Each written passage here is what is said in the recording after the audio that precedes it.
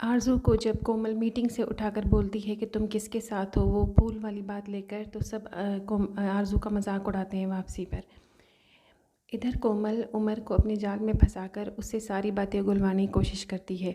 उमर उससे अपनी बेवकूफ़ी में ये भी बता देता है कि यिल्दिज़ उसके थ्रू एक बैंकर से मिलना चाहती है क्योंकि उसे लोन चाहिए इन्वेस्ट करने के लिए कंपनी में, क्योंकि वो अपने शेयर्स नहीं देगी बल्कि खालिद जान के शेयर्स अपने पास रखकर कंपनी में इन्वेस्टमेंट करेगी। ये सारी बात पता चल जाती है कोमल को और वो उस चीज़ का फ़ायदा उठाकर जहाँ पर यिल्दिज़ मिलने जाती है रात को, उसकी अपॉइंटमेंट होती है उस लॉयर के साथ, वहीं पर अपने फ़ादर के लिए भी रूम बुक करवा देती है, यानी दुआन के लिए। अपने फ़ादर को वो ये वजह दे बताती है, जैसे कि लास्ट एपिसोड में देखा कि उसने घर के सारे जो सिंक हैं वो ब्लॉक कर दिए थे, जिसकी वजह से पूरा घर में पानी हो गया था, तो दुआन को वहाँ पे जाना था। यिल्दिज़ को होटल में जाते हुए देखकर, क्योंकि ये सारी बात वो बता देती है जुनैद को कि मेरे फ़ादर भी उसी जगह जाते हैं होटल में और वहीं पर यिल्दिज़ का भी जाना होता है। तो ये सारी चीज़ जो है वो सादिक देख लेता है यिल्दिज़ को होटल में जाते हुए। वो आकर ये सारी बातें ऑब्वियसली बताता है जुनैद को। इधर कोमल मिलने आती है आलिया को और उससे कहती है कि तुम मेरे साथ मिल जाओ।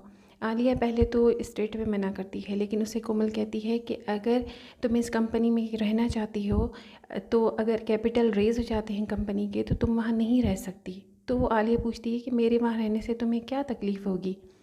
इधर आलिया कहती है कि मेरे कंपनी में रहने पे से क्या फ़र्क पड़ता है, और वो सोचने लगती है।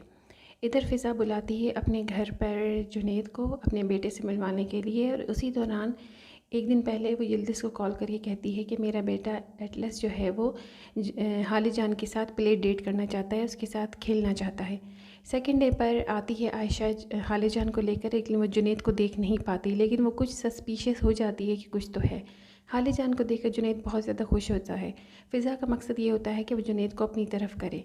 आखिरकार देर से जब खालिद जान वगैरह सब चले जाते हैं, तो वो जुनैद के साथ कुछ टाइम स्पेंड करती है और बातों बातों में वो उसे बता देती है कि एटलस दरअसल उसी का बेटा है।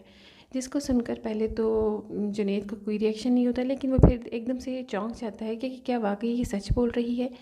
तो जुनैद उससे कहता है कि ऐसा नहीं हो सकता, अगर ऐसा था तो तुमने इतना अरसा मुझसे ये बात कैसे छुपाई।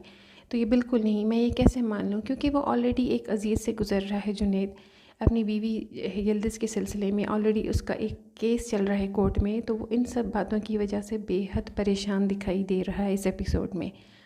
आगे चलकर ऑफ़िस में एक मीटिंग होती है जहाँ पर पहले जुनैद को नहीं बुलाया जाता। सादिक उसे ये बात बताता है तो जुनैद वहाँ पर ख़ुद ब खुद पहुँच जाता है। वहाँ पे यिल्दिज़ भी मौजूद होती है, क्योंकि वो अब खालिद जान के शेयर्स वहीं संभाल रही है और वहाँ ऑफ़िस में है। एंट्री होती है दुआन की। दुआन इंट्रेंस करता है और वो कहता है, कुछ देर घूरता है जुनैद को और कहता है कि तुम जो है तलाक़ दे दो यिल्दिज़ को, क्योंकि मैं यिल्दिज़ से शादी करना चाहता हूँ। यिल्दिज़ ये सब सुन के बहुत हैरान होती है। अगली एपिसोड में मज़ीद पता चलेगा कि यिल्दिज़ क्या कहती है और उसका फ़ाइनल रिएक्शन क्या होगा।